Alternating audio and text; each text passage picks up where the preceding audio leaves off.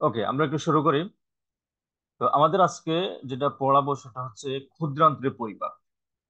তো ক্ষুদ্রান্তের পরিপাক, আহ, পাকস্থলী থেকে যে খাবারটা ক্ষুদ্রান্তে আসবে, হ্যাঁ, সেই খাবারটাকে বলা হয় কাইম।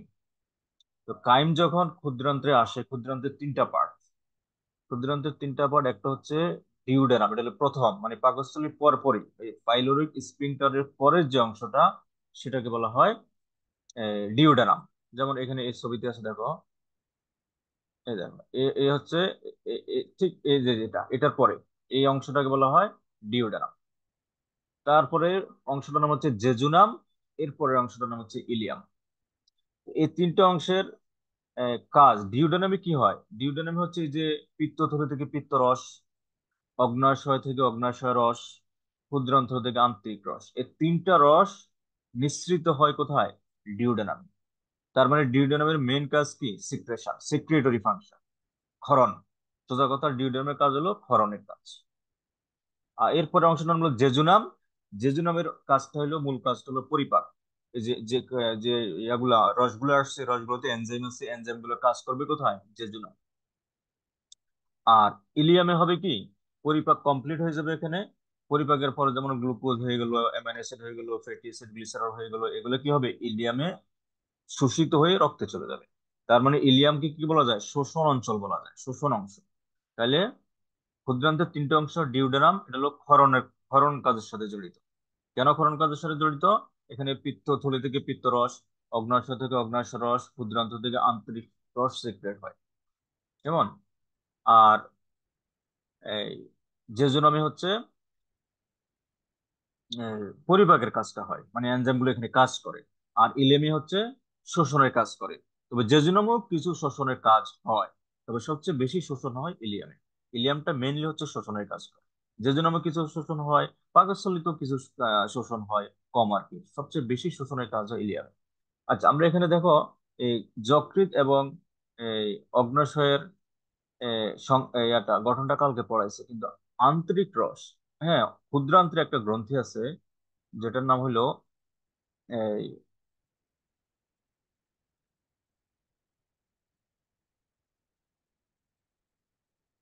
হ্যাঁ। তাহলে তিনটা পার্ট আমরা জানলাম, তিনটা সংক্ষেপে তিনটা কাজ। আরো কিছু ইনফরমেশন আছে, ধরো ওই যে ওদের দৈর্ঘ্য দৈর্ঘ্য আছে, সবচেয়ে লম্বা হচ্ছে কিন্তু ইলিয়াম। তারপরে হলো জেজুনাম মাঝখানেরটা, এরপর হচ্ছে ডিউটেরাম, ডিউটেরামটা ইউ আকৃতির। এগুলো তোমাদের একটু দাগ দিয়ে পড়তে হবে। তারপরে আসো স্তর, এই যে হিস্টোলজি। পাকস্থলীতে আমরা এরকম কতগুলো স্তর পাইছি, দেখো সেরোসা পাকস্থলীতে কিন্তু পাইছি একদম সেম। অনুদৈর্ঘ্য পেশি স্তর, বৃত্তাকার পেশি স্তর, দুটাকে একসাথে পেশি স্তর বলে। দুই ধরনের পেশি থাকে, অনুদৈর্ঘ্য পেশি স্তর, বৃত্তাকার পেশি স্তর। তারপরে কি সাবমিউকুসা, মাসকুলারিস মিউকুসা, মিউকুস, একদম এক্স্যাক্টলি পাকস্থলীর মতোই স্তরগুলা। তবে ডিফারেন্সটা কি? ডিফারেন্সটা হচ্ছে ক্ষুদ্রান্তের প্রাচীরের পেশি স্তরগুলো পাকস্থলীর প্রাচীরের পেশি স্তর অপেক্ষা তুলনামূলকভাবে কম পুরু, মানে পাতলা। ক্ষুদ্রান্তের এই স্তরগুলা সবগুলোই পাকস্থলীর তুলনায় পাতলা। আর পাকস্থলীর স্তরগুলো কি একটু বেশি পুরু। এই হলো ডিফারেন্স, নাহলে এজ ইট ইজ। এরপরে কি হয়, ক্ষুদ্রান্তের মিউকুসা স্তরে আঙ্গুলের অভিক্ষেপকে ভিলাই বলে। পাকস্থলীতে পাওয়া যায় রোগী। রোগী হচ্ছে কিরকম, ঢেউয়ের মতো, ঢেউয়ের মতো থাকে। আর এখানে তো কি থাকে, আঙ্গুলের মতো অনেক লম্বা লম্বা, এই যে দেখো, অনেক লম্বা লম্বা, অনেক লম্বা লম্বা আঙ্গুলের মতো। এই জিনিসটা বলা হয় ভিলাই। এই ভিলাইয়ের কাজটা কি, ভিলাই কি করে? ভিলাইয়ের কাজটা হইলো ওই যে শোষণ বলছি, যে পরিপাকৃত খাদ্য গুলো শোষিত হয় ভিলাই দিয়ে। তো ভিলাই হওয়ার কারণে কি সুবিধা হচ্ছে, শোষণ তলটা বাড়ছে কিন্তু। এখানে তো অনেক কিছু অ্যাবজর্ব শোষণ হয়। তো যদি বিলে যদি ধরো মসৃণ হইতো, আঙ্গুলের মতো বিক্ষেপ না হয়ে ফ্ল্যাট হইতো, তাহলে কিন্তু শোষণ তল অনেক কম হইতো। তো বিলে হওয়ার কারণে কি হচ্ছে, শোষণ তলটা অনেক বেড়ে গেছে। তাহলে বিলাই কাকে বলে? আমরা যদি বলি, ওই যে আমাদের সংজ্ঞা যদি বলি বিলাই কি, মনে করো সংজ্ঞা বলি, বিলে হচ্ছে ক্ষুদ্রান্তের অবস্থান। বৈশিষ্ট্য কি? আঙ্গুলের অভিক্ষেপ। কাজ কি? শোষণ তল বৃদ্ধি করা। ঠিক আছে। এবং এতে কি থাকে? গবলেট কোষ থাকে। গবলেট কোষ, এই যে গবলেট কোষ থাকে। এই গবলেট কোষটা কি জিনিস? গবলেট কোষ হচ্ছে, এটা আমি দেখাচ্ছি কোথায় যেন আছে। আচ্ছা, গবলেট কোষটা আমরা পরে সংজ্ঞা দেখাবো। তার আগে আমি একটু আন্তরিক গ্রন্থি সম্পর্কে একটু পড়ে আসি। এই যে আন্তরিক রস নিঃসৃত হলো আন্তরিক গ্রন্থি থেকে নিঃসৃত হয়।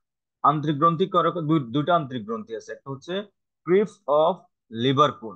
লিভারপুল হচ্ছে বিজ্ঞানীর নাম। আর ক্রিফট মানে কি? ক্রিপ্ট মানে হচ্ছে এটা হলো কি, ওই যে ব্যাংকে ট্যাঙ্কে টাকা পয়সা রাখছে বোল্ড। বোল্ড তোমরা বুঝো কিনা আমি জানি না। ধরো অনেকে ওই যে বাসা ধরো অনেক টাকা পয়সা রাখে, এখন তো ব্যাংকে ট্যাঙ্কে রাখে মনে হয়, আগে মানুষ ধরো গুরুত্বপূর্ণ বিশেষ করে রাজা বাদশারা এখন ওই যে সিরিয়াল টিরিয়ালে দেখবা যে টাকা পয়সা রাখার জন্য, স্বর্ণ গয়না রাখার জন্য, অথবা অনেক সময় পালিয়ে যাওয়ার জন্য এই যে ধরো ফ্লোরের নিচে, মনে করো এটা ফ্লোর, হ্যাঁ, এখানে কি আছে একটা গর্তের মতো থাকে, সিন্ধুক আর কি। এটাকে বলা হয় বোল্ড। তার মানে ক্রিপ্ট হচ্ছে কোনো কি আংশিক ভাবে অথবা সম্পূর্ণরূপে কি এই যে কি বলে মানে সমতলের নিচের দিকে থাকে, এটাকে বলা হয় বোল্ড। এটা আর একটা হচ্ছে ক্রিপ্ট। এর ক্রিপ্ট অফ লিভারপুল মানে কি, এই জায়গা কি আছে, একটা গ্রন্থি আছে এরকম, এই গ্রন্থিটার আংশিক কি থাকে, ভিতরে ঢুকে থাকে, আর বাকিটা উপরে উঠে থাকে। এই কারণে উনিটার নাম দিচ্ছে ক্রিপ্ট অফ লিভারকুন। লিভারকুন আবিষ্কার করছে জিনিসটা কি, ওই গ্রন্থিটা একটু আংশিক, একটা নলাকার গ্রন্থি, এটা আংশিক ভাবে একটু ওই ক্ষুদ্রান্ত্রের প্রাচীরে ভিতরে প্রবিষ্ট থাকে, বিধায় এটার নাম দিচ্ছে ক্রিপ্ট অফ লিভারকুন। তো এটা কোথায় থাকে, এটা হলো মিউকাস স্তরে থাকে, মিউকাস স্তরে থাকে।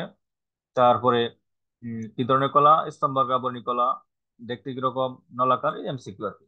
প্রধানত আন্তরিক রস ক্ষরণ করে, এই যে বললাম আন্তরিক রস খরিত, এই আন্তরিক রসটা ক্ষরণ করে কি ক্রিপ্ট অফ লিভারকুন। এই কারণে আন্তরিক গ্রন্থিকে বলতে,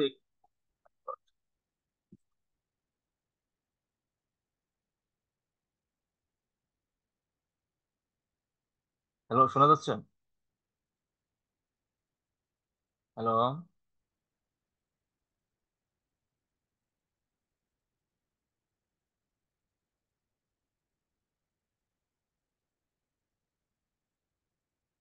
আমাকে কি শোনা যাচ্ছে? একজন একটু কথা বলো তো, শোনা যাচ্ছে কিনা?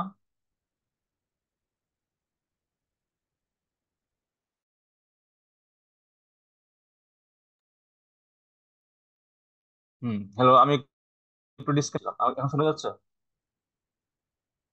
জি হ্যালো, স্যার ওই শুনতেছি। কারেন্ট চলে গেছিল, হ্যাঁ কারেন্ট চলে গেছিল, ডিসকানেক্ট হয়ে গেছিলাম। তো এখন আবার আসছে, সাথে সাথে চলে আসছে, নাহলে আজকে ক্লাস বাস হবেই না। ওকে। তো এখানে একটু মানে এই জিনিসগুলো আবার সিকিউরিটি কিন্তু আসার সম্ভাবনা খুব একটা নাই। তোমরা এটা একটু এমসিকিউর জন্য পড়বা। আরেকটা গ্রন্থি থাকে, নাম হচ্ছে ব্রুনার গ্রন্থি, ব্রুনারের গ্রন্থি। তো এটা কি, এটাও কোথা থেকে, সাবমিউকাস স্তরে, ডিউডের মাংসের সাবমিউকাস স্তরে থাকে ব্রুনারের গ্রন্থি। এটা, এটার মাথা আবার ওই যে মুখটা হচ্ছে লিভার কোন গ্রন্থিতে উন্মুক্ত থাকে। আহ, এবং পুরা যে রস মানে আন্তরিক রস যেটা নিঃসৃত হয়, বা আন্তরিক গ্রন্থি বলতে এখানে এই কারণে ক্রিপ্ট অফ লিভার কোনকে বোঝায়, মানে আন্তরিক গ্রন্থি অথবা ক্রিপ্ট অফ লিভার কোন থেকে যে রস নিঃসৃত হয় সেটা হলো আন্তরিক রস। আন্তরিক রসের আরেকটা নাম হচ্ছে সাক্কাস এন্টেরিকাস। সম্ভবত ভিক্টোরিয়া কলেজে হাফ ইয়ারলি পরীক্ষা আসছিল। সাক্কাস এন্টেরিকাস কি, সংজ্ঞা কি, আন্তরিক রস থেকে অথবা ক্রিপ্ট অফ লিভারকুন থেকে নিঃসৃত রসকে বলা হয় সাক্কাস এন্টেরিকাস।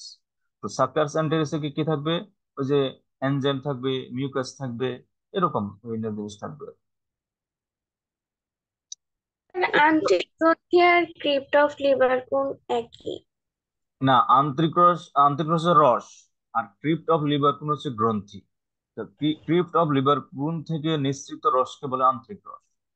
ক্রিপ্ট অফ লিভারকুন আর আন্তরিক গ্রন্থি একই অর্থে ব্যবহৃত হয়, যদিও ক্রিপ্ট অফ লিভারকুন এবং আন্তরিক গ্রন্থি সেম না, কারণ আন্তরিক গ্রন্থি কিন্তু দুইটা, শুধু দুইটা না, সাথে আরো কতগুলো আছে, দেখো এই ছবিতে দেখো, আমি একটা ছবি দেখাই। এই দেখো, এটা হলো কি, এই যে ব্রুনাস গ্ল্যান্ড, যে কোনগুলা, এই যে এই দুটা, আর এই অংশটা এখানে দেখো, এই যে ওই একটু হালকা সবুজ ধরনের যেটা আছে, যে এগুলো হচ্ছে কি ক্রিপ্ট অফ লিভার কোন। সাথে কি আছে, গবলেট সেল আছে, এন্টারোসাইট আছে, টাফ সেল আছে, তারপরে এন্টারো এন্ডোক্রাইন সেল আছে, প্যানেট সেল আছে, নানা রকম সেল, স্টেম সেল আছে, নানা রকম এখানে ওই যে স্টেম সেল পড়েছে হাইড্রা মনে আছে, সেই স্টেম সেল কিন্তু এখানেও আছে। এখানকার স্টেম সেলের কাজ কি, কারণ আমাদের এই পাকস্থলী এবং ক্ষুদ্রান্ত্রের কোষগুলো কি বিভিন্ন ধরনের কি বলা যায় বিষাক্ত পদার্থ, এসিড, তারপরে অনেক টক্সিক সাবস্টেন্সের সংস্পর্শে আসে, তখন কোষগুলো কিন্তু মরে যায়। এবং কোষের এ ধরনের মৃত্যুকে কি বলে বলতো, এই যে ক্ষুদ্রান্ত্রে এবং পাকস্থলীতে কোষ মরে যায়, কোষের এ ধরনের মৃত্যুকে কি বলে, নেক্রোসিস। আমরা কোষ বিভাজনে পড়ছি, হ্যাঁ। তো কোষগুলো যখন মরে যায়, তখন সেই জায়গায় নতুন কোষ তৈরি করে দেওয়া হচ্ছে এই স্টেম সেল গুলা। তো বিভিন্ন ধরনের কোষ আছে, তো যদি অন্যান্য কোষ থাকে, কিন্তু এখানে মেইন মেইন হইলো ক্রিপ্ট অফ লিভার কোন। আন্তরিক গ্রন্থি বলতে এখানে ক্রিপ্ট অফ লিভার কোনকে সমার্থক হিসেবে ব্যবহার করা হয়। তোমরা যদি বলো যে সার্কাস এন্টেরিকাস কাকে বলে, আন্তরিক গ্রন্থি নিঃসৃত রসকে সার্কাস এন্টেরিকাস বলে, ইটস ওকে। অথবা যদি বলা হয় ক্রিপ্ট অফ লিভার কোন নিঃসৃত রসকে সার্কাস এন্টেরিকাস এন্টেরিকাস বলে, ইটস ওকে, কোনো সমস্যা নেই। এখানে প্যানেজ সেল আছে, প্যানেজ সেলের কাজ কি? ওই যে প্যারাসাইটিক, হ্যাঁ, ব্যাকটেরিয়া। দেখো হয় পেনিসিলিন ব্যাকটেরিয়া যখন কি হয়, যখন আমাদের ক্ষুদ্রান্ত্রে ব্যাকটেরিয়া আসে, তখন ব্যাকটেরিয়াকে ধ্বংস করার জন্য কিছু কেমিক্যাল সিক্রেট করে, সেটাকে বলা হয় এই, সেটা হলো পেনিসিলিনের কাজ। ওকে, আমরা একটু এতে যাই, আমাদের মূল পড়া যেটা পরিপাক, সেখানে আসি। তার মানে আমাদের পরিপাকে ফেরত আসলে একটু আন্তরিক গ্রন্থি সম্পর্কে পড়ালাম। সেখানে দুটো গ্রন্থি থাকে মেইনলি, একটা ক্রিপ্ট অফ লিভারপুল, এটা হচ্ছে ব্রুনারের গ্রন্থি। কাজটা একটু পড়বে এমসিকিউর জন্য, ওগুলো সিকিউতে আসে। মেইন পড়া হলো ক্ষুদ্রান্ত্রের খাবারের পরিপাক। তো পাকস্থলী থেকে যে খাবারটা ক্ষুদ্রান্তের ডিউডারামে আসে সেটা নাম হচ্ছে কাইম। কাইম যখন ডিউডারামে আসে, তখন তিন ধরনের রস নিঃসৃত হয়। যে ডিউডারাম, এটা হলো ডিউডারাম, তিন ধরনের রস নিঃসৃত হয়। এই গল ব্লাডার থেকে কি আসে? পিত্তরস। অগ্নাশয় থেকে অগ্নাশয় রস। এবং ক্ষুদ্রান্ত্রের কি আন্তরিক গ্রন্থি মানে ক্রিফট অফ লিভার কোন থেকে কি আসে? সাক্কাস এন্টেরিকাস বা আন্তরিক রস। তিনটা রস আসে। এই তিনটা রসের কাজ জানাটা হইলো আমাদের জন্য এখন ইম্পর্টেন্ট। বিশেষ করে তিনটা রসে কি কি এনজাইম থাকে বা তিনটা রস কি কাজ করে, সেই কাজটা জানাটা হলো আমাদের জন্য এখন গুরুত্বপূর্ণ। তো একটা একটা করে আমরা দেখি। এখন দেখো এইটা আবার বই বই পুস্তকে বর্ণনা করার ক্ষেত্রে কেউ কেউ বর্ণনা করছে কি খাবার হিসেবে, ধরো শর্করা পরিপাককারী কোথায় হয়, কেমন হয়, প্রোটিন পরিপাক, লিপিড, অর্থাৎ তিনটা রস আলাদা আলাদা। আমরা এমন ভাবে পড়াচ্ছি, ওইভাবে পড়ালে কি হয়, লেখাগুলো অনেক বড় হয়ে যায়। আমরা অনেকে স্টোরির মতো করে রাখতেছি। আমরা জাস্ট রস হিসেবে, রসের হিসেবে রাখতেছি, কোন রস কি খাবার পরিপাক করে, একটু সংক্ষেপে আর কি। হ্যাঁ, তোমরা আশা করি বুঝতে পারবো, ক্লাস শেষে না বুঝলে আমাকে জিজ্ঞেস করবো পরে। আমরা একটু স্যার, অন্যভাবে পড়াচ্ছি। আবার একটু রিপিট করা যাবে? আমি মাঝখানে কাট হয়ে গেছিল। আচ্ছা আচ্ছা, কোন জায়গায় আমরা আসছিলাম? সেটা হচ্ছে এই যে পাকস্থলী থেকে যে খাবারটা ক্ষুদ্রান্তে আসে, ক্ষুদ্রান্তের প্রথম অংশ নাম ডিওডেনাম। ডিওডেনামে আসে, তার নাম হচ্ছে কি কাইম। যে খাবারটা পাকস্থলী থেকে ক্ষুদ্রান্তে আসে তার নাম হচ্ছে কাইম। কাইম মানে হচ্ছে অর্ধতরল একটা খাবার। এবং এটা মেইন বৈশিষ্ট্য কি বলতো? আর তুমি বলো, কাইমের প্রধান বৈশিষ্ট্য কি? কাইম তো খাদ্যমন্ড, ওইটা। হ্যাঁ, মানে এটা প্রধান বৈশিষ্ট্য। মন্ড না, মন্ড মানে কিন্তু এই যে সেমি সলিড, এটা কিন্তু সেমি লিকুইড। যেটা বোলাস সেটা হচ্ছে সেমি সলিড, কাইম হচ্ছে সেমি লিকুইড। বাট এটার মেইন বৈশিষ্ট্যটা কি? কে পারবা? কাইমের মেইন বৈশিষ্ট্য কি?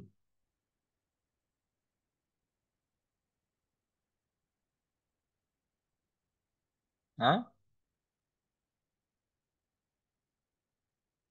অ্যাসিডিক, অম্লীয়, তীব্র অম্লীয়। পাকস্থলীর ভিতরে অ্যাসিড কত জানো? 2.5 থেকে 3 পিএইচ মান। পিএইচ এর মান 2.5 থেকে 3, ভয়াবহ অ্যাসিডিক। এই অ্যাসিডিক কাইমটা কি কোথায় আসছে? ডিউডেনামে আসছে। ঠিক আছে, ওকে। তো এখন ডিউডেনামে আসার পর তিন জায়গা থেকে তিনটা রস নিঃসৃত হবে। একটা হচ্ছে গল ব্লাডার থেকে পিত্তরস, অগ্ন্যাশয় থেকে অগ্ন্যাশয় রস, এবং আন্তরিক গ্রন্থি বা ক্রিফট অফ লিভার কোন থেকে আন্তরিক রস নিঃসৃত হবে বা সাক্কাস এন্টেরিকাস নিঃসৃত হবে। ঠিক আছে, এখন এই তিনটা রসের কাজ এখন আলাদা আলাদা আমরা দেখি।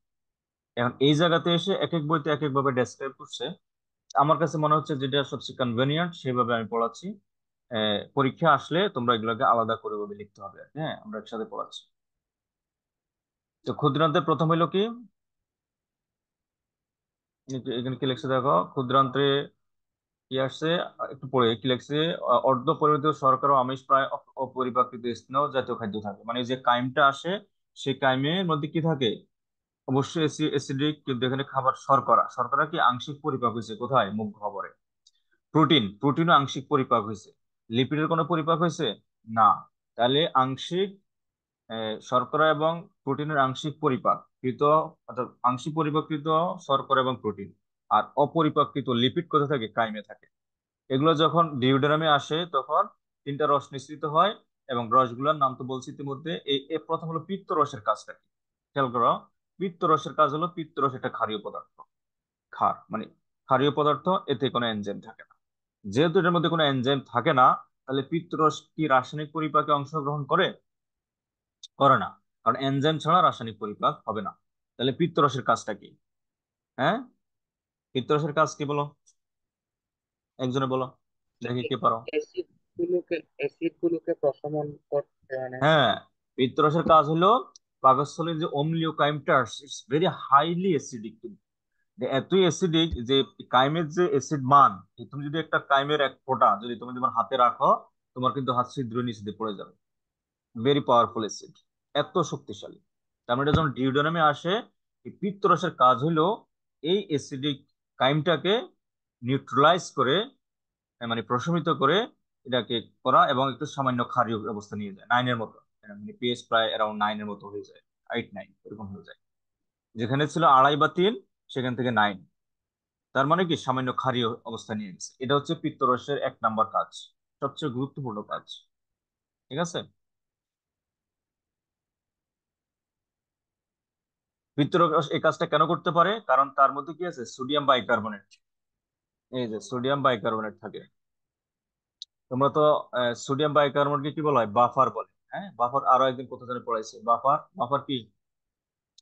যেসব রাসায়নিক পদার্থ অম্ল এবং ক্ষারের ভারসাম্য রক্ষা করে তাদেরকে বলা হয় সোডিয়াম বাইকার্বনেট। ঠিক আছে, তাহলে এই পিত্তরসে সোডিয়াম বাইকার্বনেট থাকে, এটা কি করে, কায়েমকে প্রশমিত করে ক্ষারীয় ক্ষারীয় করে ফেলে। ক্ষারীয় করলে কি লাভ? এখন ওই যে আন্তরিক রস এবং অগ্ন্যাশয় রসে অনেক এনজাইম আছে যারা এখানে পরিপাকের কাজটা করে, সেই এনজাইম গুলো অ্যাসিডিক এনভায়রনমেন্টে কাজ করতে পারে না। ঠিক আছে, তাহলে ওই এনজাইম গুলো এখন অ্যাক্টিভেট হবে কি, ক্ষারীয় পরিবেশে। যেমন পাকস্থলীর ভিতরে যেমন হাইড্রোক্লোরিক অ্যাসিড ছাড়া এনজাইম গুলো অ্যাক্টিভেট হয় না, ঠিক একইভাবে ক্ষুদ্রান্তের এনজাইম গুলাও ক্ষার ছাড়া অ্যাক্টিভ হয় না, অ্যাসিড হলে অ্যাক্টিভ হবে না। বুঝতে পারছো? তাহলে পিত্তরসের কাজ হলো এনজাইমকে অ্যাক্টিভেট করা। কিভাবে করে? ক্ষারীয় পরিবেশ সৃষ্টির মাধ্যমে। তারপরে পিত্তরসের আরেকটা, পিত্তরসে কি থাকে, পিত্ত লবণ থাকে। পিত্ত লবণ কি, দুটা নাম আছে, অনিশ্চিত আসতে পারে। হ্যাঁ, একটা হচ্ছে সোডিয়াম গ্লাইকোপোলেট, আর একটা হচ্ছে সোডিয়াম টাউরোপোলেট। এই পিত্ত লবণ গুলো কি করে, লিপিড। লিপিড মানে আমরা দেখো মুখ গহ্বরে লিপিডের কোনো পরিপাক হয় নাই, পাকস্থলীতে পরিপাক হয় নাই, এই অবস্থা অপরিপাক্য অবস্থায় সে কোথায় চলে আসছে, ডিউডেনামে চলে আসছে। তো লিপিডের অণুগুলোকে বড় বড় থাকে, এগুলোকে বলা হয় ড্রপলেট। লিপিডের এই বড় বড় ড্রপলেট গুলোকে কি করবে, এই পিত্ত লবণে কি করবে, ভেঙে ছোট ছোট অণুতে পরিণত, ছোট ছোট ড্রপলেটে পরিণত করবে। এই বড়টারে ভেঙে ছোট ছোট ড্রপলেট বানাবে, সাবানের ফেনার মতো। হুম, এই যে প্রক্রিয়াটাকে বলা হয় ইমালসিফিকেশন। এটা আলাদাভাবে জ্ঞানমূলে পরীক্ষা আসে, বোর্ড স্ট্যান্ডার্ড কোশ্চেন, ইমালসিফিকেশন কাকে বলে। তখন কিন্তু আমাদেরকে আমাদের সিস্টেমে থাকতে হবে অবস্থান, বৈশিষ্ট্য, কাজ। ওর মধ্যে থাকো। অবস্থান কোথায় বলতো, কোথায়? ক্ষুদ্রান্ত্রে। কে করে? পিত্তরস। তাহলে ক্ষুদ্রান্ত্রে পিত্তরস কাকে করে, লিপিডের বড় বড় অণুকে বা ড্রপলেটকে ভেঙে ক্ষুদ্র ক্ষুদ্র ড্রপলেট বা অণুতে পরিণত করে। এই প্রক্রিয়াকে বলা হয় ইমালসিফিকেশন। এটা জ্ঞান কয়ের প্রশ্ন। ওই যে গবলেট কোষের কথা বলছি, গবলেট কোষ হলো কি, অন্ত্রের, অন্ত্র বলতে ক্ষুদ্রান্ত্র এবং বৃহদন্ত্র দুইটাই। এবং সবচেয়ে বেশি গবলেট কোষ পাওয়া যায় কোথায় বলতো, বৃহদন্ত্রে। কিন্তু ক্ষুদ্রান্ত্রে কম পাওয়া যায়, কম। এটা মেডিকেল এডমিশন টেস্টের কোশ্চেন। গবলেট কোষ সবচেয়ে বেশি পাওয়া যায় কোথায়, বৃহদন্ত্রে, মনে রাখবে, মেডিকেল এডমিশন টেস্টে আসছে। আর ক্ষুদ্রান্তে পাওয়া যায় কম। আবার আমরা বোর্ডে কিন্তু এটা বহুপদী সমাপ্তি কিন্তু প্রশ্নে সেট করা যায়, যে গবলেট কোষ পাওয়া যায় 1 নম্বর ক্ষুদ্রান্ত্র, 2 নম্বর বৃহদন্ত্র, 3 নম্বর পাকস্থলী। হ্যাঁ, তাহলে আনসার কি হবে, 1 ও 2। আবার কতে আসতে পারে গবলেট কোষ কি, তাহলে গবলেট কোষ কি, অন্ত্রের অথবা ক্ষুদ্রান্ত ও বৃহদন্ত্রের বিশেষ ধরনের রূপান্তরিত কোষ, যা শোষণতল বৃদ্ধি করে। কাজ হলো শোষণতল বৃদ্ধি করা। তো গবলেট কোষটা একটু পড়বা। এখন আসো, আমরা আগে বলছি যখন খাবার আমরা মুখ গহ্বরে পরিপাক করবো তখন সেখানে যান্ত্রিক এবং রাসায়নিক দুটোই পড়বো। যখন পাকস্থলীতে পড়বো যান্ত্রিক এবং রাসায়নিক দুটোই পড়বো। এখন তো আমরা ক্ষুদ্রান্তে আসছি, ঠিক না? তাহলে ক্ষুদ্রান্তে যান্ত্রিক পরিপাক কি? ক্ষুদ্রান্তের যান্ত্রিক পরিপাক হচ্ছে 1 নম্বর হচ্ছে ইমালসিফিকেশন। কেন ইমালসিফিকেশন? লিপিডের বড় বড় অণুকে ভেঙে, যে দেখো লিপিডের বড় অণুকে ভেঙে বাইল সল্ট, এই যে পিত্ত লবণ, লিপিডের বড় অণুকে ভেঙে কি করছে, ক্ষুদ্র ক্ষুদ্র অণু কনভার্ট করছে। এখানে কিন্তু ফ্যাটি অ্যাসিড গ্লিসারল হয় নাই, জাস্ট তরমুজটাকে কেটে কেটে কয়েকটা পিস করা হয়েছে। তার মানে কি এখানে কোনো রাসায়নিক পরিবর্তন হয় নাই, তার মানে এটা কি একটা যান্ত্রিক পরিপাক। কেমন? তারপর একটা কি সেগমেন্টেশন। সেগমেন্টেশন কি জিনিস? এই যে আমাদের যে ক্ষুদ্রান্তর আছে না, ক্ষুদ্রান্তর গঠনটা হচ্ছে এরকম, এই ঢেউয়ের মতো, দেখছো? ওই যে আঙ্গুলের মতো অভিক্ষেপ থাকে ভিতরে। এই খাবারটা যখন সামনে থেকে পিছনে যায়, কোন প্রক্রিয়া যায়? পেরিস্টালসিস প্রক্রিয়া যায়। তো যাওয়ার সময় যখন এখানে আসে, এই সেগমেন্টেশন হচ্ছে কি, এই যে সংকোচন প্রসারণ, সংকোচন প্রসারণ হলে কি হয়, খাবারটা মিক্সিং হয়। মানে সারাক্ষণ এরকম এরকম করে, আমি জানি না, আমার হাতটা দেখা যাচ্ছে, এরকম এরকম করে। এরকম করে হলে কি হয়, খাবারটা সামনে এবং পিছনে দুই দিকে যায়। তো এভাবে খাবারটা কি হয়, মিক্সিং হয়। এই প্রক্রিয়াটার নাম হচ্ছে সেগমেন্টেশন। এটা কোথায় ঘটে? ইন্টেস্টাইনে ঘটে, ইন্টেস্টাইনাল সেগমেন্টেশন। এটা কি হয়, খাবার সামনে পিছনে যায়, সামনে এবং পিছনে যায়। তো দেখো, একটা হলো পেরিস্টালসিস, যেটা আমরা অন্যান্য দেখছি, এখানেও কিন্তু পেরিস্টালসিস আছে। পেরিস্টালসিস এবং সেগমেন্টেশনের মধ্যে পার্থক্য হলো, একটু পরের স্লাইডে দেখা, দেখো এই যে দেখো, এই পেরিস্টাল, এটা হলো পেরিস্টাল। পেরিস্টালসিস খাবার শুধু কি যাবে, সামনের দিকে যাবে। পেরিস্টালসিসে খাবার যাবে সামনের দিকে যাবে বা নিচের দিকে যাবে। আর সেগমেন্টেশনে কি হয়, খাবার সামনের দিকে একবার যাবে, সংকোচন হলে সামনের দিকে, আবার প্রসারণ হলে পিছনের দিকে। অর্থাৎ সংকোচন যদি সামনে যায়, প্রসারণ যাবে পিছনে। সংকোচন যদি পিছনে যায়, সংকোচন যদি পিছনে যায়, প্রসারণে আসবে সামনের দিকে। তো অটোমেটিক খাবার সামনে পিছনে যেতে থাকে, অর্থাৎ মিক্সিং ঘটে। টাইমটাকে তারা এখানে মিক্স করে। এটা হচ্ছে সেগমেন্টেশন এবং পেরিস্টালসিসের মধ্যে ডিফারেন্স। তাহলে একটা হলো ইমালসিফিকেশন, একটা হচ্ছে সেগমেন্টেশন, আর একটা হচ্ছে পেরিস্টালটিক সঞ্চালন। পেরিস্টালটিক সঞ্চালন মানে কি, খাবারটা ওই যে বিশাল ক্ষুদ্রান্ত, বিশাল ডিউডেনাম, জেজুনাম, ইলিয়াম, তাহলে এক জায়গা থেকে আরেক জায়গায় খাবারটা যাবে কি দিয়ে, পেরিস্টালটিক মুভমেন্টে যাবে। পেরিস্টালটিক মুভমেন্ট মানে হচ্ছে ক্ষুদ্রান্তের সংকোচন প্রসারণের মাধ্যমে খাবারটা বা কাইমটা কি হয়, সামনের দিকে একমুখী প্রবাহে যায়। আর সেগমেন্টেশন হচ্ছে খাবারটা দুইমুখী প্রবাহে যায়। হ্যাঁ, মানে থেমে থেমে আর কি। তো আশা করি তোমরা যান্ত্রিক পরিপাকটা, আমি এটা তিনটা দিয়েছি, মনে রাখবো, পরীক্ষাতে আরো হাবিজাবি লিখছে। তো সেগুলো হচ্ছে কি, মানে জিনিসটা অ্যাটলিস্ট ভাঙতে হবে, না হলে তো পরিপাক বলা যায় না। যে বলছে যে এটা ক্ষারীয় করে, অম্লীয় করে, অম্লীয় করে ক্ষারীয় করে, সেটা তো যান্ত্রিক পরিপাক না। তো আননেসেসারি তথ্য এত মনেও থাকবে না। আর পরীক্ষাতে কিন্তু তিনটাই যথেষ্ট, মনে রাখবে। হ্যাঁ, 3 নম্বরে আসলে তিনটাই যথেষ্ট। সাথে ছবি টবি গুলো দিয়ে দিবা, তাহলে তো কত চমৎকার হবে আনসার। মনে করো মনে করি দুইটা, তোমাদের কোনো বইতে দুইটা ছবি কিন্তু নাই। হ্যাঁ, তাহলে দুইটা ছবি দিলা, সাথে 3টা পয়েন্ট লিখলা। হ্যাঁ, আমি মনে করি এক পেজের মতো হবে, বা 1.5 পেজও হতে পারে। এবং চমৎকার লেখা কিন্তু, এবং সময় টাইম ওরিয়েন্টেড, টাইম বাউন্ড। অতিরিক্ত আননেসেসারি লেখা লিখে কোনো লাভ নাই, এগুলা অর্থহীন।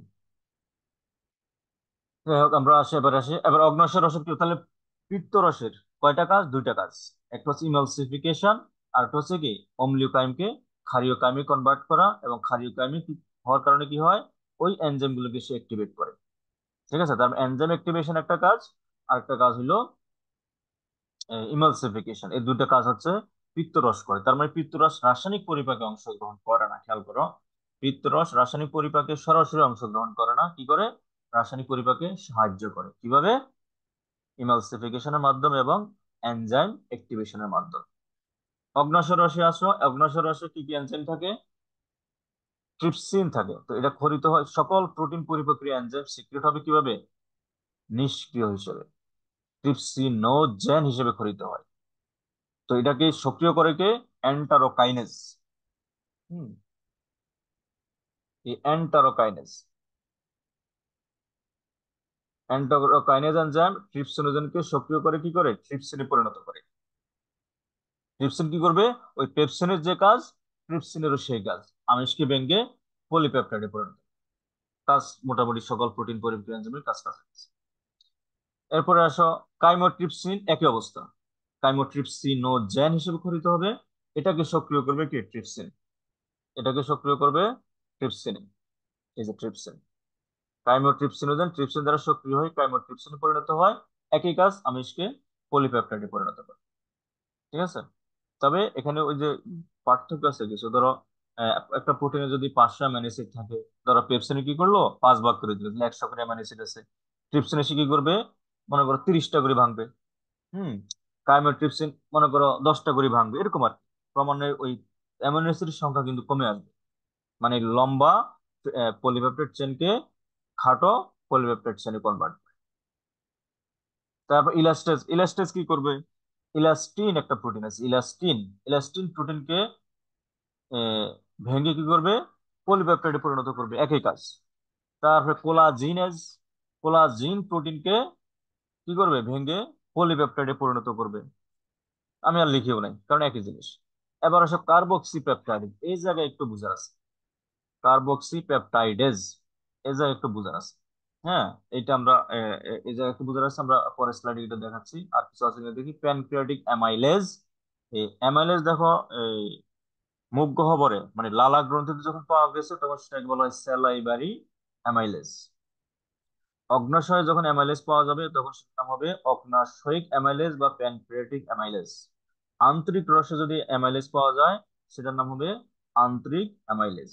মনে রাখবা, অ্যামাইলেজের কাজ হলো কি? অ্যামাইলোজকে, অ্যামাইলোজ এবং অ্যামাইলোপেকটিনকে ভেঙে কিছু পরিণত করে, মল্টোজ। কেমন? একই কাজ, ওই যে আমরা যেটা স্যালাইভারি গ্ল্যান্ডে যে কাজ করে আসছি, এখানেও একই কাজ।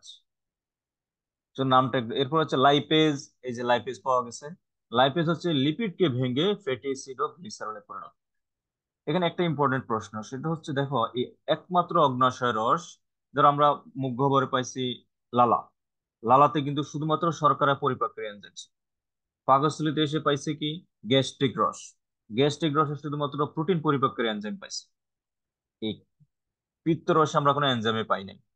অগ্নাশয় রস একমাত্র রস যেখানে তিনটা খাবার পরিপাকের এনজাইম পাওয়া গেছে। দেখো এই trypsin, chymotrypsin, ইলাস্টেজ, collagenase, carboxy peptidase, এই প্রথম পাঁচটা হলো কি? প্রোটিন পরিপাকের এনজাইম। 6 নাম্বারটা শর্করা পরিপাকের এনজাইম। 7 নাম্বারটা লিপিড পরিপাকের এনজাইম। তাহলে অগ্নাশয় রস হচ্ছে একমাত্র রস যেখানে 3 ধরনের খাবার পরিপাকের এনজাইম পাওয়া যায়। এটা কিন্তু ইম্পর্টেন্ট ইনফরমেশন, এখানে কোথাও লেখা নাই, এটা তোমার খাতায় নোট নেওয়া উচিত বা বইয়ের পাশে লিখে রাখতে হবে। এবার আসো ওই যে কার্বক্সি পেপটাইডের যে বিষয়টা, সেটা জানতে গেলে আমাদেরকে আগে চিনতে হবে অ্যামাইনো অ্যাসিড, অ্যামাইনো অ্যাসিডের কেমিক্যাল স্ট্রাকচার। এটা তোমাদেরকে আমি প্রথম অধ্যায়ে ওই যে ট্রান্সলেশন পড়াইতে গিয়ে আমি অ্যামাইনো অ্যাসিডের স্ট্রাকচার শিখেছি। কোষ রসায়ন পড়াইতে গিয়েও তোমাদেরকে অ্যামাইনো অ্যাসিডের স্ট্রাকচার শিখেছি। অ্যামাইনো অ্যাসিড কি জিনিস? দুইটা কার্যকরী মূলক থাকে, একটা হচ্ছে কার্বক্সিলিক গ্রুপ আর একটা হচ্ছে অ্যামাইনো গ্রুপ। আর এখানে একটা এস থাকবে, আর আর আর হলো কি? এটা হলো তোমার অ্যালকাইল মূলক। এটা চেঞ্জ হয়ে যাবে, আর এক এক অ্যামাইনো অ্যাসিড এক এক রকম থাকবে। তো কোন অ্যামাইনো অ্যাসিড কেমন থাকে এটা আমাদের ইন্টারমিডিয়েট জানার দরকার নেই, শুধুমাত্র এতটুকু আমাদের জানা থাকতে হবে। একটা অ্যামাইনো অ্যাসিডের দুইটা হাত থাকবে, একটা কার্বক্সিল গ্রুপ আর একটা অ্যামাইনো গ্রুপ। তাহলে এখন যদি আমি পাশাপাশি দুইটা অ্যামাইনো বসাই, একটা অ্যামাইনো অ্যাসিড বসালাম, একটা অ্যামাইনো অ্যাসিড বসালাম, তাহলে পাশাপাশি এদিকে কার্বক্সিল গ্রুপ, এদিকে অ্যামাইনো গ্রুপ। এই দুইটার বিক্রিয়ায় কার্বক্সিল গ্রুপ এবং অ্যামাইনো গ্রুপের বিক্রিয়া কি হয়েছে? এক অণু পানি অপসারিত হয়ে কি তৈরি করছে? এখানে কি কি তৈরি করছে? পেপটাইড বন্ধন, ঠিক না? পেপটাইড বন্ধন তৈরি করছে, একটা পেপটাইড তৈরি করছে, এটার নাম কি? এটার নাম কিন্তু পেপটাইড, আমি এগুলো তোমাদেরকে পড়াইছি। দুটো অ্যামাইনো অ্যাসিড পেপটাইড বন্ধন দ্বারা যুক্ত হলে তাকে বলা হয় পেপটাইড। একটা অ্যামাইনো অ্যাসিডের কার্বক্সিল গ্রুপ অপর একটা অ্যামাইনো অ্যাসিডের অ্যামাইনো গ্রুপের বিক্রিয়া কোনো পানি অপসারণের মাধ্যমে যে বন্ধন গঠিত হয় তাকে বলা হয় পেপটাইড বন্ধন। আশা করি এগুলো তোমাদের মনে আছে। এটা কিন্তু ইম্পর্টেন্ট বেসিক জিনিস। তাহলে কার্বক্সি পেপটাইডের কাহিনীটা কি? এবার আসো। তাহলে দেখো এখানে অনেকগুলো অ্যামাইনো অ্যাসিড, দেখো গ্লাইসিন, লিউসিন, ভ্যালিন, এগুলো অ্যামাইনো অ্যাসিডের নাম আর কি, এগুলো আমাদের জানা দরকার নেই। তো দেখো তার মানে কি? দেখো প্রত্যেকটা অ্যামাইনো অ্যাসিডের এক পাশে আছে অ্যামাইনো গ্রুপ, অপর পাশে কার্বক্সিল গ্রুপ না? এইভাবে দেখো এই তার এই অ্যামাইনো অ্যাসিডের বাম পাশে অ্যামাইনো, ডান পাশে কার্বক্সিল গ্রুপ, সেই হিসেবে এটারও একই রকম, এটারও একই রকম, একই রকম না? সবগুলো একই রকম। 5 শতাংশ যাই থাকুক, তার মানে প্রত্যেকটা অ্যামাইনো অ্যাসিডের ডান পাশে হচ্ছে কার্বক্সিল গ্রুপ আর বাম পাশে হচ্ছে অ্যামাইনো গ্রুপ, ঠিক আছে? এবার আসো কার্বক্সি পেপটাইডের নামটা, কার্বক্সি পেপটাইডেস। এস কেন? আচ্ছা আমি এখানে লিখি, হ্যাঁ আচ্ছা, লিখতে অনেক কষ্ট, পিছনে যাই। এখানে লেখা আছে না, কোথায় জানো? এই যে এখানে আছে, দেখো কার্বক্সি। কার্বক্সি মানে কি? Carboxyl group. আর এএসসি মানে কি? এনজাইম। এই পেপটাইড মানে কি? ওই যে পেপটাইড বন্ধন বা পেপটাইড। তাহলে কার্বক্সি পেপটাইড হচ্ছে একটা এনজাইম, যে এনজাইমটা কি করে? কার্বক্সিল প্রান্তে পলিপেপটাইড চেনে যেদিকে কার্বক্সিল গ্রুপ থাকে সেই দিকে অ্যামাইনো অ্যাসিডকে কি করে দেয়? মুক্ত করে দেয়, মানে পেপটাইড বন্ধনী ভেঙে দেয়। তাহলে কার্বক্সি পেপটাইডের কাজ কি? অ্যামাইনো অ্যাসিড মুক্ত করা। কোন প্রান্তে? পলিপেপটাইড চেনের কার্বক্সিল প্রান্তে অ্যামাইনো অ্যাসিডকে মুক্ত করে দেয়, ঠিক আছে? আচ্ছা, তাহলে যদি অ্যামাইনো গ্রুপ প্রান্তে যদি কার্বক্সিল গ্রুপকে মুক্ত করে দেয়, এখানে যদি মুক্ত করে দেয়, তাহলে এই এনজাইমের নামটা কি হবে? কার্বক্সিল প্রান্তে মুক্ত করলে যদি কার্বক্সি পেপটাইডেজ হয়, অ্যামাইনো প্রান্তে পলিপেপটাইড শ্রেণীর অ্যামাইনো গ্রুপের প্রান্তে যদি অ্যামাইনো অ্যাসিড মুক্ত করে, তাহলে সেই এনজাইমের নাম কি হবে? হুম, অ্যামাইনো পেপটাইডেস, হ্যাঁ, মানে amino amino peptidase. Amino amino peptide. Peptidase. Amino peptidase, কারণ এনজাইম তো এসি লাগাইতে হবে। ওকে, থ্যাংক ইউ। তো এখন দেখো, এই পেপটাইডেজ এনজাইম গুলো হচ্ছে দুই রকম, একটা হচ্ছে এন্ডোপেপটাইডেজ আর একটা হচ্ছে এক্সোপেপটাইডেজ। এখন আমি যে বললাম অ্যামাইনো পেপটাইডেজ এবং কার্বক্সি পেপটাইডেজ, এই দুইটা পেপটাইডেজ কি ধরনের পেপটাইডেজ? এক্সোপেপটাইডেজ। এক্সো মানে কি বাইরে, যারা পলিপেপটাইড চেনের বাইরে কি করে, বাইরের সাইডে মানে একদম প্রান্তে এই অ্যামাইনো অ্যাসিডকে মুক্ত করে বা পেপটাইড বন্ধন ভেঙে দেয়, তাদেরকে বলে এক্সোপেপটাইডেজ। তো এক্সোপেপটাইডেজ দুইটা, একটা হচ্ছে কার্বক্সিপেপটাইডেজ আর হচ্ছে অ্যামাইনো পেপটাইডেজ। আর যারা এই মাঝামাঝি জায়গায় পেপটাইড বন্ধন ভেঙে দেয়, তাদেরকে বলে এন্ডোপেপটাইডেজ। এই দুইটা ছাড়া সকল এনজাইমই কিন্তু এন্ডোপেপটাইড, যেমন পেপসিন, ট্রিপসিন, কাইমোট্রিপসিন সবাই কিন্তু এন্ডোপেপটাইডস। আন্ডারস্ট্যান্ড? বুঝতে পারছো? না বুঝলে জিজ্ঞেস করবে, এগুলো কিন্তু তোমাদের বইতে নাই, বেসিক জিনিস। বুঝতে পারছো? এবার আসো আন্তরিক রস। আন্তরিক রসের কি অবস্থা? আন্তরিক রসে এন্টারোকাইনেজ পাওয়া গেছে, ঠিক না? ওই যে একটু আগে ট্রিপসিনোজেনকে কি করছে, সক্রিয় করছে কে? এন্টারোকাইনেজ। এন্টারোকাইনেজ পাওয়া যায় কোথায়? আন্তরিক রসে। তাহলে আন্তরিক রসে পাওয়া যায় এন্টারোকাইনেজ। এন্টারোকাইনেজের কাজ হলো এই অগ্ন্যাশয় রসে পাওয়া ট্রিপসিনোজেনকে সক্রিয় করা। এরপর অ্যামাইনো পেপটাইডেজ অলরেডি আমরা বলে ফেলছি। অ্যামাইনো পেপটাইডের কাজ হলো অ্যামাইনো অ্যাসিড মুক্ত করা, কোন প্রান্তে? যেই প্রান্তে অ্যামাইনো গ্রুপ আছে, পলিপেপটাইড চেইনের যে প্রান্তে অ্যামাইনো মূলক অবস্থান করে, সেই প্রান্তে অ্যামাইনো অ্যাসিডকে যদি পেপটাইড বন্ধন মুক্ত করে ভেঙে দেয়, সেটার নাম হলো অ্যামাইনো পেপটাইডেজ। তারপরে আন্তরিক অ্যামাইলেজ, ওই যে বললাম অ্যামাইলেজ এটা শর্করা পরিপাককারী এনজাইম। যখন এটা লালাতে পাওয়া যায় তখন হলো স্যালাইভারি অ্যামাইলেজ। যখন এটা অগ্ন্যাশয়ে পাওয়া যায় তখন হলো যে প্যানক্রিয়াটিক অ্যামাইলেজ বা অগ্ন্যাশয়িক অ্যামাইলেজ। যখন এটা অন্ত্রে পাওয়া যাবে, মানে ক্ষুদ্রান্ত্রে পাওয়া যাবে, তখন তার নাম হবে আন্তরিক অ্যামাইলেজ। কাজ সবার same। আন্তরিক অ্যামাইলেজের কাজ কি? শর্করাকে ভেঙে মল্টোজে পরিণত করা। আমি লিখিও না এই কারণে, ঠিক আছে? আমি অলস তো লিখে নাই। মল্টেজ একই অবস্থা, এখানে মল্টেজ পাওয়া যাবে। তাহলে মল্টেজের কাজ কি? ওই সালাবাইতে মল্টেজের যে কাজ ছিল, এখানে একই কাজ। মল্টেজ হলো একটা ডাইস্যাকারাইড, দুটো গ্লুকোজ দিয়ে মল্টোজ হয়, তাহলে মল্টোজকে ভেঙে গ্লুকোজে কনভার্ট করবে। তারপর সুক্রেজ। সুক্রেজ হচ্ছে কি? এগুলো যারা কোষ্ঠকাঠিন্য বসে তাদের জন্য পানিবাদ। সুক্রেজ কার উপর কাজ করলো? সুক্রোজকে। সুক্রোজ হলো একটা ডাইস্যাকারাইড যেখানে গ্লুকোজ এবং ফ্রুক্টোজ থাকে। তাহলে সুক্রেজ কি করবে? সুক্রোজকে ভেঙে গ্লুকোজ এবং ফ্রুক্টোজে কনভার্ট করে। ল্যাকটেজ। ল্যাকটেজ কি? ল্যাকটোজকে, ল্যাকটোজ হলো কি দুধের শর্করাকে ল্যাকটোজ বলে, ল্যাকটোজকে ভেঙে গ্লুকোজ এবং গ্যালাক্টোজে পরিণত করে। তারপরে আন্তরিক লাইপেজ। হ্যাঁ, ক্ষুদ্রান্ত কিছুটা লাইপেজ থাকে। মনে করা বা অনেক বইতে শুধুমাত্র লাইপেজ লেখা আছে অগ্ন্যাশয় রসে, অন্য কোথাও লাইপেজের কথা লেখা নেই। তবে এখন অনেক বইতে আবার দেখতেছি আন্তরিক রসেও লাইপেজের কথা বলছে, আবার গ্যাস্ট্রিক মানে রসেও লাইপেজের কথা বলছে। তো গ্যাস্ট্রিক রসে যে লাইপেজ থাকে সেটা বলে গ্যাস্ট্রিক লাইপেজ, আন্তরিক রসে যে লাইপেজ থাকে সেটা হলো আন্তরিক লাইপেজ। আন্তরিক লাইপেজ কি করে? ফ্যাটকে ভেঙে ফ্যাটি অ্যাসিড ও মনোগ্লিসারাইডে পরিণত করে এবং পরবর্তীতে এটা গ্লিসারল হয়। তারপর ফসফোলাইপেজ, ফসফোলিপিডকে ভেঙে ফ্যাটি অ্যাসিড ও গ্লিসারল প্লাস ফসফরিক অ্যাসিডে পরিণত করে। লেসিথিনেজ, লেসিথিন হচ্ছে একটা ফ্যাট। হ্যাঁ, এটা কি করে? Fatty acid, glycerol, phosphoric acid ও পোলিনে কনভার্ট করে। তো এখানে একটা প্রশ্ন তোমাদের উদ্দেশ্যে, সেটা গ্লিসারাইড কি? এই যে মনোগ্লিসারাইড বলছি না, এই গ্লিসারাইড মানে কি? মনো তো এক, গ্লিসারাইড মানে কি?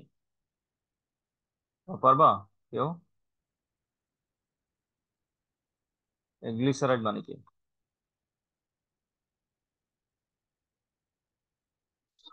আচ্ছা, না পারলে অসুবিধা নাই, আমি দেখাচ্ছি। তার আগে আমরা একটা জিনিস শিখাই, সেটা হচ্ছে মেমব্রেন এনজাইম। এবার টেস্ট পরীক্ষা আসছে।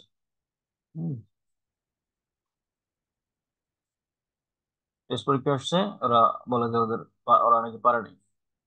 তো মেমব্রেন এনজাইম কি? মেমব্রেন হলো ক্ষুদ্রান্ত্রের কোথায়? অন্তঃপ্রাচীরে, মাইক্রোভিলাই কোষের প্লাজমা মেমব্রেনে। আচ্ছা, মাইক্রোভিলাই কি বলতে পারবা? তোমরা প্রাণী কোষের চিত্র শিখছো না স্কুলে? সেখানে ওই যে কোষের এক পাশের আঙ্গুলের মতো কতগুলো বিক্ষেপ ছিল, এর নাম হচ্ছে মাইক্রোভিলাই। হ্যাঁ, মাইক্রোভিলার গুরুত্ব কি? মাইক্রোভিল হচ্ছে কোষের শোষণ তল বৃদ্ধি করে। তার মানে ক্ষুদ্রান্তের ভিলাইতে যে কোষগুলো থাকে সেই কোষগুলোতে কি থাকবে? মাইক্রোভিলাই থাকবে। এবং আমাদের যে কিডনির যে কোষ, হ্যাঁ হ্যাঁ, নেফ্রনে, সেখানেও কিন্তু মাইক্রোভিলাই থাকে। কেন থাকে? এই দুই জায়গায় মাইক্রোভিলাই থাকে, দুই জায়গায় শ্বসন তল বৃদ্ধি করে। তো মাইক্রোভিলের কোষে যে প্লাজমা মেমব্রেন থাকে, সেই প্লাজমা মেমব্রেন এর কি থাকে? প্লাজমা মেমব্রেন নিঃসৃত এনজাইম। ওখানে একটা এনজাইম থাকে, সেই এনজাইম গুলোকে বলা হয় এই, কি, মেমব্রেন এনজাইম। সব মেমব্রেনরা কিন্তু ওরা ওই পরীক্ষা আসলে লিখে দিয়েছে যেসব এনজাইম মেমব্রেনে পাওয়া যায় তাদেরকে মেমব্রেন এনজাইম বলে। কোন মেমব্রেন, এটা কিন্তু বলতে হবে, এটা না বললে নাম্বার পাওয়া যাবে না।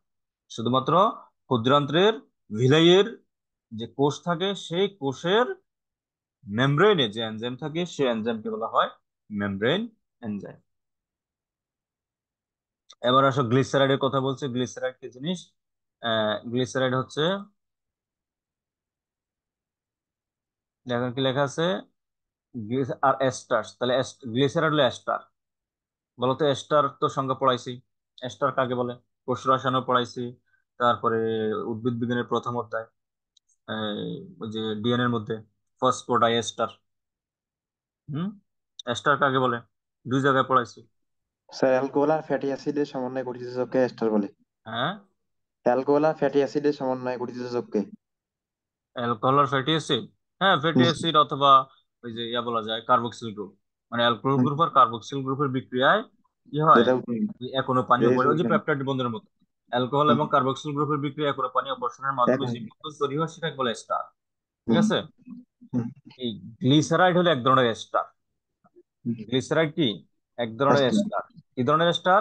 গ্লিসারল এবং ফ্যাটি অ্যাসিড যদি কি হয়, এই গ্লিসারলের অ্যালকোহলমূলক আর ফ্যাটি অ্যাসিড কার্বক্সিল গ্রুপ যদি বিক্রিয়া যদি কোনো পানি অপসারণের মাধ্যমে কি হয়, এস্টার গঠিত হয়, সেই এস্টারকে বলা হয় গ্লিসারাইড। তাহলে মনোগ্লিসারাইড কি? এখন দেখো এটা হলো গ্লিসারলের সঙ্গে, তোমরা কখনো দেখছো কিনা আমি জানি না। একটা গ্লিসারলে কি থাকে? তিনটা ওএইচ গ্রুপ থাকে, মানে অ্যালকোহল গ্রুপ থাকে। তো তিনটে ওএইচ গ্রুপ থাকলে এই তিনটে ওএইচ গ্রুপে তিনটা ফ্যাটি অ্যাসিড যুক্ত হওয়ার সুযোগ আছে। যদি একটা অ্যালকোহল গ্রুপে একটা ফ্যাটি অ্যাসিড যুক্ত হয় তখন সেটা বলে মনোগ্লিসারাইড। ঠিক আছে? যদি দুইটা যুক্ত হয়, দেখো দুইটা যুক্ত হয়েছে, এটা নাম হচ্ছে ডাইগ্লিসারাইড। তিনটা ওএইচ এর মধ্যে যদি তিনটা ফ্যাটি অ্যাসিড যুক্ত হয় তাহলে সেটাকে বলা হয় ট্রাইগ্লিসারাইড। ট্রাইগ্লিসারাইড মানে হচ্ছে আমাদের রক্তে দেখবে একটা টেস্ট আছে, টিজি বলে সংক্ষেপে, টিজি। হ্যাঁ, যে আপনার রক্তের টিজি বেড়ে গেছে। হ্যাঁ, রক্তের টিজি বেড়ে গেছে তখন ভাত খাওয়া বন্ধ করতে হয়, ভাত খাওয়া বন্ধ করে দিতে হবে, নাহলে টিজি কমবে না। মানে শর্করা খাবার স্টপ করে দিতে হবে। ট্রাইগ্লিসারাইড, রক্তের টিজি বেড়ে গেলে নানা ধরনের রোগ বেড়ে। তাহলে মনোগ্লিসারাইড কি? গ্লিসারলের যদি একটা ওএইচ ফ্যাটি অ্যাসিডের সাথে কানেক্টেড হয় তখন সেটাকে বলে মনোগ্লিসারাইড। গ্লিসারলের দুটো ওএইচ যদি ফ্যাটি অ্যাসিডের সাথে যুক্ত হয় তখন সেটাকে ডাইগ্লিসারাইড। গ্লিসারলের তিনটা ওএইচ যদি ফ্যাটি অ্যাসিডের সাথে যুক্ত হয় তখন সেটাকে বলে ট্রাইগ্লিসারাইড বা সংক্ষেপে টিজি। টিজি হচ্ছে আমাদের ব্লাডে যদি টিজির পরিমাণ খুব বেড়ে যায় তখন কিন্তু আমরা, ওই যে বলেন ব্লাডে চর্বি বেড়ে গেছে, তখন কিন্তু নানা ধরনের রোগ সৃষ্টি হবে বডিতে।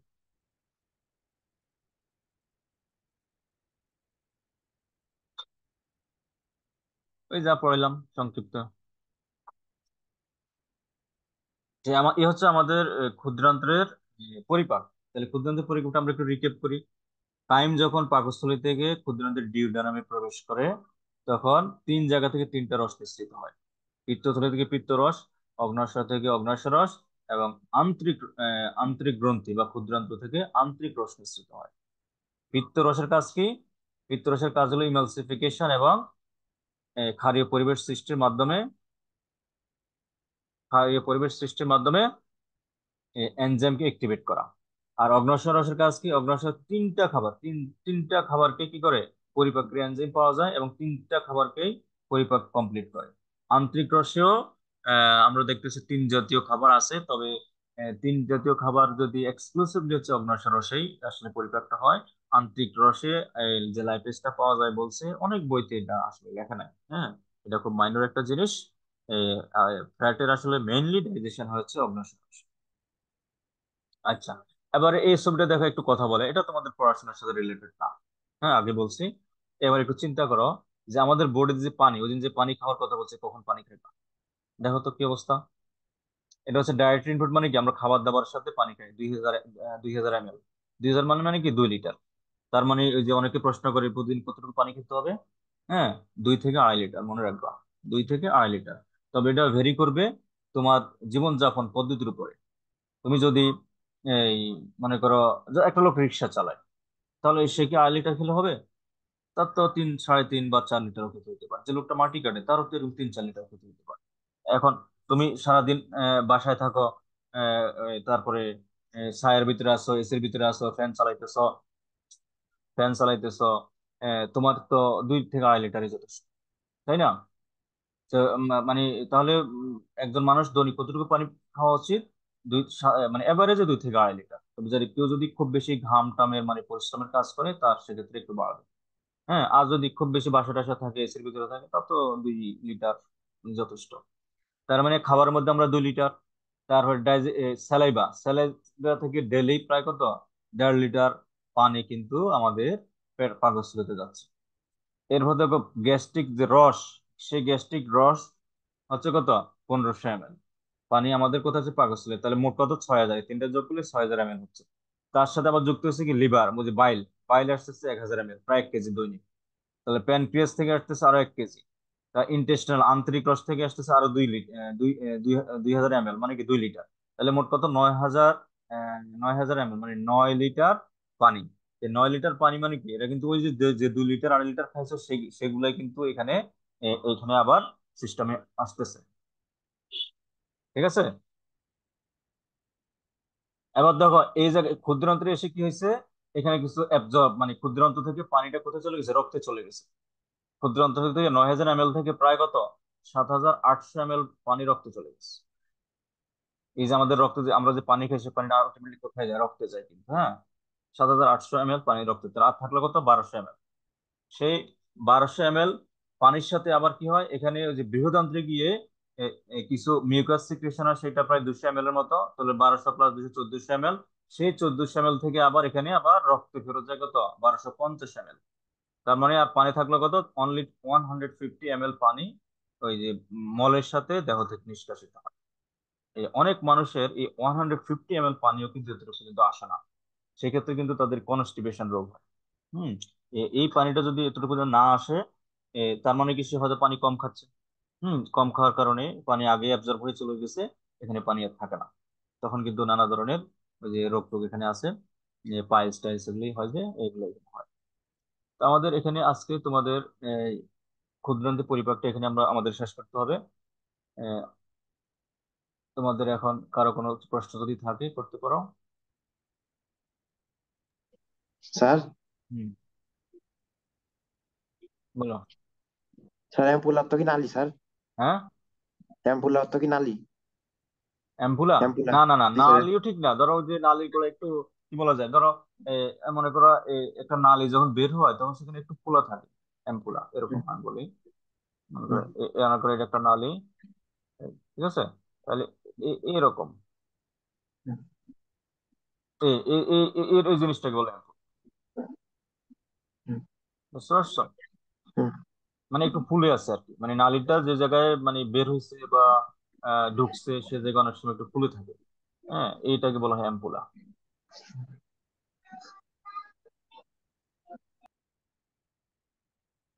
স্যার, কার্বক্সি পেপটাইডেসটা কি আবার একটু বলা যাবে? কার্বক্সি পেপটাইডেজ হচ্ছে অ্যামাইনো পেপটাইডেজ, এবং কার্বক্সি পেপটাইডেজ বুঝতে গেলে তোমাকে আগে অ্যামাইনো অ্যাসিড চিনতে হবে, পলিপেপটাইড চেইন চিনতে হবে। হুম। কিভাবে একটা হচ্ছে যে এই জিনিসটা, মানে কি প্রত্যেকটা অ্যামাইনো অ্যাসিডের দুইটা হাত, বাম দিকে থাকবে তার অ্যামাইনো মূলক, ডান দিকে থাকবে তার কার্বক্সিল মূলক।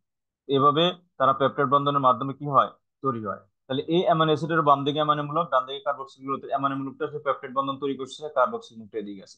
তাহলে প্রত্যেকটা পলিপেপটাইড চেনের দুইটা মাথা আছে, একটা মাথা হলো অ্যামাইনো মূলক প্রান্ত, আর একটা মাথা হলো কার্বক্সিল মূলক প্রান্ত। তো কার্বক্সি পেপটাইড এনজাইম হচ্ছে যদি সে নামের মধ্যে লুকিয়ে আছে অর্থ, থাকো পেপটাইডেজ। পেপটাইড মানে কি? পেপটাইড বন্ধন। এজ মানে এনজাইম, তাহলে যে এনজাইম পেপটাইড বন্ধন ভাঙে, তাই সেটাকে তো পেপটাইডেজ এনজাইম বলে। ও কোথায় ভাঙে? কার্বক্সিল প্রান্তে। মানে পলিপেপটাইড চেনের কার্বক্সিল প্রান্তে যদি পেপটাইড বন্ধন ভাঙে, সে এনজাইমকে বলা হবে কার্বক্সি পেপটাইডেজ। আর যে এনজাইম অ্যামাইনোমূলক প্রান্তে, পলিপেপটাইড চেনের অ্যামাইনোমূলক প্রান্তে যদি পেপটাইড বন্ধন ভাঙে, তখন সেই এনজাইমকে বলা হবে অ্যামাইনো পেপটাইডেস। কেমন? এই দুটো এনজাইম যদি কি হয়, বাইরের দিকে অ্যামাইনো অ্যাসিডকে মুক্ত করছে, মানে প্রান্তে, এখানে দুটো এনজাইমকে বলা হয় এক্সোপেপটাইডেস। আর যারা ভিতরে ভাঙবে, মনে করি পলিপেপটাইড চেনের ভিতরে ভাঙছে, ভিতরে ভিতরে ভাঙছে, ভিতরে ভাঙছে, তাদেরকে বলা হয় এন্ডোপেপটাইডেস। পেপটাইডেস। হ্যাঁ, কার্বক্সিপেপটাইডেস এবং অ্যামাইনো পেপটাইডেস ছাড়া সকল প্রোটিন পরিবাহী এনজাইমে কিন্তু এন্ডোপেপটাইডেস। শুধুমাত্র এক্সোপেপটাইডেস হচ্ছে দুইটা, একটা হচ্ছে কার্বক্সিপেপটাইডেস, একটা হচ্ছে অ্যামাইনো পেপটাইডেস। নামের মধ্যে তাদের কাজ লুকিয়ে আছে। নামের মধ্যে দেখো, এজ মানে এনজাইম, পেপটাইডেস মানে কি, যে এনজাইম পেপটাইড বন্ধন ভাঙে তাকে বলে পেপটাইডেস। পেপটাইড কোথায় ভাঙে? কার্বক্সিল পলিপেপটাইড চেনের কার্বক্সিল প্রান্তে পেপটাইড বন্ধন ভাঙে, বিধাটার নাম হচ্ছে কার্বক্সি পেপটাইডেস। ওটার নামও একই অবস্থা, অ্যামাইনো পেপটাইডেস। দেখো, যে এনজাইম, এজ মানে এনজাইম, তাহলে পেপটাইডেস, যে এনজাইম পেপটাইড বন্ধন ভাঙে তাকে পেপটাইডেস বলে। কোথায় ভাঙে? পলিপেপটাইড চেনের অ্যামাইনো মূলক প্রান্ত। বুঝতে পারছো? জি স্যার। কারো কোনো প্রশ্ন? স্যার, হুম। স্যার লিঙ্কেজ কি স্যার? কি লিঙ্কেজ। লিঙ্কেজ? লিঙ্কেজ মানে কি? লিঙ্কেজ মানে হচ্ছে তোমার এই যে লিঙ্ক স্যার করা। বইতে এটা যেমন ধরো আমি বলি, কার্বক্সিলেট হ্যাঁ বলছে বুঝতে লিঙ্ক। পারছি, যেমন গ্লাইকোসাইডিক লিঙ্কেজ কথাটা আছে, ধরো দুটা যৌগ একটা সাথে একটা যুক্ত হয়েছে, তখন লিঙ্কেজ। যেমন মনে করো দুটা অ্যামাইনো অ্যাসিড একটা সাথে সাথে পেপটাইড বন্ধনে যুক্ত হয়েছে না, এটাকে হুম। আমরা পেপটাইড লিঙ্কেজ বলতে পারি, যদিও বলে না। এর সাথে কার্বোহাইড্রেটের ক্ষেত্রে বলে, দুটা গ্লুকোজ যখন একটা সাথে একটা যুক্ত হয় এইভাবে, তখন সেটা বলে গ্লাইকোসাইডিক বন্ধন বা গ্লাইকোসাইডিক লিঙ্কেজ। এখানে দুটা অ্যামাইনো অ্যাসিড একসাথে যুক্ত হলে আমরা বলতে পারি পেপটাইড বন্ধন বা পেপটাইড লিঙ্কেজ। তুমি তুমি কোথায় পেয়েছো, সেখানে কি লেখা আছে বলো তো? তাহলে সে কার্বক্সিপেপটাইডেস এনজাইম পলিপেপটাইডে প্রান্তীয় লিঙ্কেজকে সরল পেপটাইড এবং অ্যামাইনো অ্যাসিডে রূপান্তরিত দিতে পারে। হুম। এখানে লিঙ্কেজ কই? পলিপেপটাইডে প্রান্তীয় লিঙ্কেজকে সরল পেপটাইড হ্যাঁ, এই লিঙ্কেজ মানে এবং বন্ধন। এই লিঙ্কেজ বলতে এখানে বন্ধনকে বোঝাচ্ছে, বন্ধনের আরেকটা সিনোনিম হচ্ছে লিঙ্কেজ। বুঝতে হুম, পারছো? তার মানে এই স্যার। যে কার্বক্সিপেপটাইড কি করে, এই জায়গায় ভেঙে দেয় না, তার মানে এই জায়গায় হুম, লিঙ্কেজটা সে ভেঙে দেয় বা বন্ধনটা সে ভেঙে দেয়। লিঙ্কেজ মানে এখানে বন্ধন। হুম। আর কারো কোনো প্রশ্ন? তোমরা সবাই ভিডিও বন্ধ করাতে ওই যে দেখাচ্ছেও না, মানে কে যে আছে ক্লাসে, কে যে নাই, ওরা ওই দেখাচ্ছেও না, কারণ ওই জুমও তোমাদের এগুলো অ্যাকসেপ্ট করে না। কে যে ক্লাসে আছে, কে যে নাই, হ্যাঁ, হাইড নন ভিডিও পার্টিসিপেন্টস। দেখো, কোন একজনের ভিডিও অন নাই। ঠিক আছে, একজনের ভিডিও অন। আচ্ছা, দেখো, তোমাদের কারো কোনো প্রশ্ন থাকলে জিজ্ঞেস করো।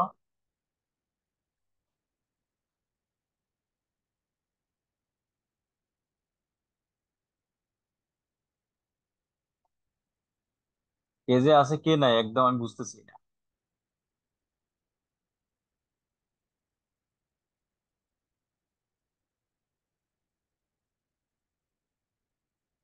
কারো কোনো প্রশ্ন আছে? নাহলে আমরা শেষ করি, অনেক সময় হয়ে গেছে কিন্তু, হ্যাঁ। স্যার শৃঙ্গায়িত মানে কি? হ্যাঁ, শৃঙ্গায়িত। বুঝি না। শৃঙ্গায়িত। শৃ- শৃঙ্গায়িত? হুম। শৃঙ্গায়িত কি? আমি তো তুমি অনেক স্যার দাঁতের মধ্যে। হ্যাঁ, দাঁতের মধ্যে দাঁত। হ্যাঁ, দাঁত কি? স্যার লাইনটা দাঁতের মধ্যে পুরো লেখা আছে সেন্টেন্সটা পড়ো, পুরো মানুষের মুখ। পুরো সেন্টেন্সটা পড়ো। মানুষের মুখ বিবরে ঊর্ধ্ব ও নিম্ন চোয়ালে বিদ্যমান শক্ত শৃঙ্গায়িত গঠনকে দাঁত বলে। শক্ত শৃঙ্গায়িত গঠনকে দাঁত বলে, শক্ত শৃঙ্গায়িত গঠনকে দাঁত বলে, বাবা। যাক, এটা কঠিন এক বাংলা, এটা আমি একটু আর একটু চিন্তা করতাম, জানি এই মুহূর্তে আমি একটু বলতে পারতেছি না শৃঙ্গায়িত মানে কি। হ্যাঁ, আমি এটা কোন বইতে লেখা আছে? গাইসের বইতে? আব্দুল আলিম। আব্দুল আলিম? কত নম্বর পেজ? পেজ নাম্বারটা একটু বলো। Abdul Alim. Page number? Sir 150। 150। হুম, আচ্ছা, পাইছি।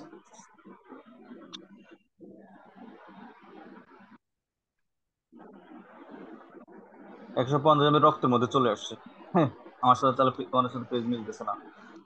তুমি কি, আমারটা তো নতুন বই, তোমারটা কি পুরাতন নাকি? হ্যাঁ, না স্যার, নতুন। তাহলে পেজ মিলতেছে না যে।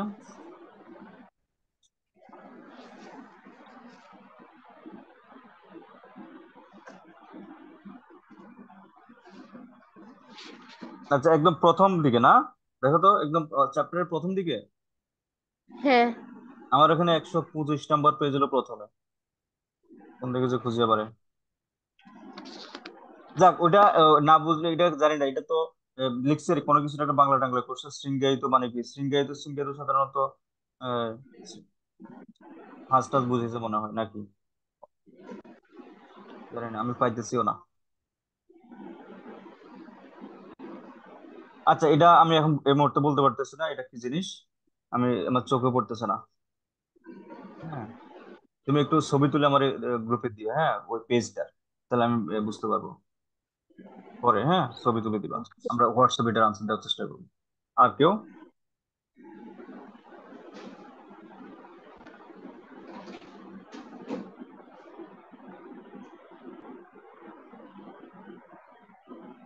আর কারো কোনো প্রশ্ন থাকলে আমরা এখানে শেষ করতেছি, হ্যাঁ।